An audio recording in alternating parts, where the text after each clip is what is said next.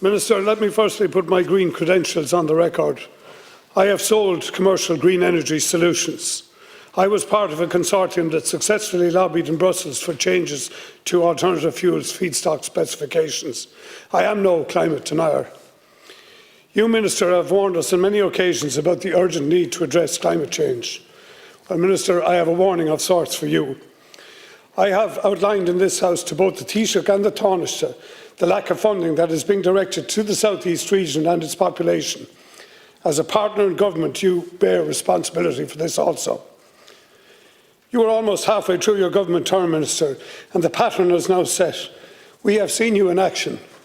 We have seen what you really care about. At this point, it is my view that you have lost the South East region, Minister, that at the next election, the voters of the South East will turn away from you and, more importantly, from your green agenda. The Green Movement received a mandate from the South East. 10% of the country has given you 2 of your Dáil seats. That is the same mandate given to Fine Gael. If the South East turns on you, Minister, it will not be because of climate change denial, but because of your failure to deliver on the mandate entrusted to you. Job number 1 of this government in your department was the Dunkettle interchange, signed off with undue haste. You bent to the Cork cabal, with what percentage-wise is a project further out of budgetary control than the National Children's Hospital. Meanwhile, the M24 Limerick, Cork, Wexford pivotal route infrastructure for the South East was binned. An entirely preventable blood price continues to be paid on the N24 and N25 for spending decisions made in this House by your department and now by you, Minister. Waterford Airport is fighting for its life, closed off from regional airport funding of 160 million, which is being bunged largely into dysfunctional DAA outfits and disproportionately into Cork Airport, in what was the fastest capital project completed in the state. At the same time, your department withdrew all support funding previously committed to at Waterford Airport, which is now threatening its very existence. University Hospital Waterford, the South East Regional Trauma and Cardiac Centre, continues to be starved of capital resources and headcount, continues to have one of the highest outpatient lists in the country, and still no relief in sight coming for the most underfunded Model 4 hospital in the state. This is what the voters of the South East see, Minister, when they think want green, vote green. We also see your partners in government strategy of waiting you out on the M20, the Shannon LNG terminal, CETA and other multiple initiatives. Failure to deliver for the South East, these things are commonly being delivered elsewhere, Minister, will, in my opinion, implode green politics in the region. Mark my words, Minister, the South East is not a cabinet, yet day by day we look on appalled by your government's decision-making and the inequity around it. Thank you, Deputy. So my question to you, Minister, in the remaining time of your government, what will you deliver for this region, a region that has given you your mandate? Thank you very much, Minister.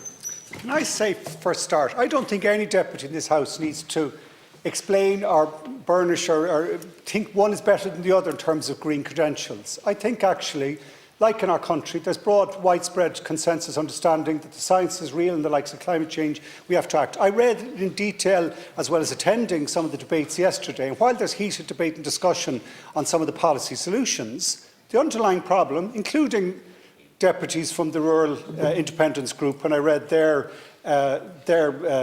debate contribution yesterday, everyone agreed that we have to address this environmental challenge in front of us. Not a single deputy, in me reading the full extracts yesterday, did I read someone saying we don't have to act. So one of the first things... Please. I think, Danny, I think your brother yesterday's own contribution, if I remember reading it, recognising that now electric vehicles are the better cars, and that we do need to make this switch in his own contribution yesterday. Well, wait now. Can we go back to Deputy Shanahan, maybe? But just to make the point, this does not belong to any one party, independent or otherwise. And it will not work if we're pointing the figure of one person versus the other. And it is going to be, you'll recall, I met you when we went down to WIT a few months ago when I went into the council. And my sense in Waterford City Council, County Council, is they're absolutely up for it. That they're actually committed. They were all talking about how we put in the resources to make this happen. I don't know if you were at there was an event in Rosslare last week on the development of the port as an offshore renewables. I don't know if you're at it, but there was 150 people there, and my sense is the community is right behind the opportunity that exists in the southeast as well as in other parts of the country into tapping into that resource. I remember after meeting you in the Waterford Council, we went down to the river with the county manager, and we were looking at the site where we're going to put the new bridge across the Suir, the new mobility, the walking and public transport bridge. Well, that's going to tender now. That's real. And I could go on. There is no area of this country we will not work on the scale of the just transition jump we're going to have to make if any place is left behind. It has to belong to everyone and be involved everywhere. And Waterford, in my mind, more than anyone else, Waterford City, in my mind, if it's just to pick on the city, has a huge opportunity, in my mind, to become the capital of the southeast, to actually grow, particularly on the North Quays and into Ferrybank. If there's Kilkenny deputies here, I'd be running into trouble. But I see Waterford as a city that is absolutely primed to develop as a sustainable centre. And it's already happening. The amount of jobs that have been delivered in Waterford in the last year, and the type of jobs and the type of people and the type of companies that are going to be part and want to be part of this green transition. Minister. So I fundamentally disagree with the analysis that we're not looking to the southeast as part of this transition. My department, and certainly our party, is going to do everything to get the jobs, the investment and the good local environment in the southeast for the good of the people as well as the wider global challenge we have to face. Deputy Shanahan. Deputy Shanahan, please. Thank you, Minister. And yes, indeed, I did accompany you on those initiatives that you discussed, Minister. But I'd say one thing to you. Resources, resources, resources. I have seen more reports about the South East at this stage. I could walk on the paper from Waterford to Dublin on it, Minister. There is no delivery, Minister, and I think that you confuse the green agenda with a government agenda of delivery. The only boots that we have on the ground in the South East is a chain of chemists, Minister. And all the projects that you have outlined, although laudable they all are, none of them are underway as yet. And we are being promised. Funding to our airport has not occurred. Funding to our hospital has not occurred. Funding to the IT has not yet occurred, Minister. Funding for the North Quays, although promised, has not yet been released. So, Minister, we need, and what I'm asking you, you have 2.5 years done in this government. I've asked you the question, will you commit to the delivery not just of the green agenda, but to the social and economic agenda of water that has been crying out and has deserved, and it has been denied for the past 20 years?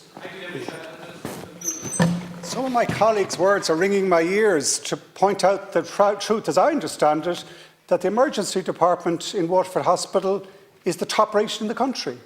Is that?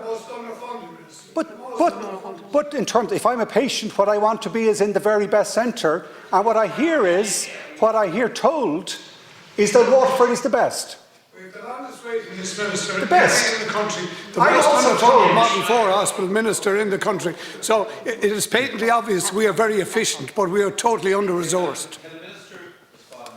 I'm also told that second cath lab is under construction as we speak.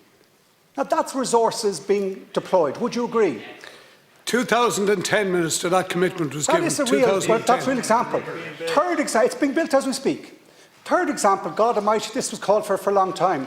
WIT as a university status. Has that not been delivered in this government? Another facility with 20 years of no investment. But I tell you but my sense, if I this, and the one of opportunity, when we were at that meeting at WIT, in the boardroom, meeting all the directors of services of the university there, university in Waterford, that there are good people, that we have real skills. Yes, I agree with you. They should have got funding for the mixed ward grass resources. Yes. We agree on that.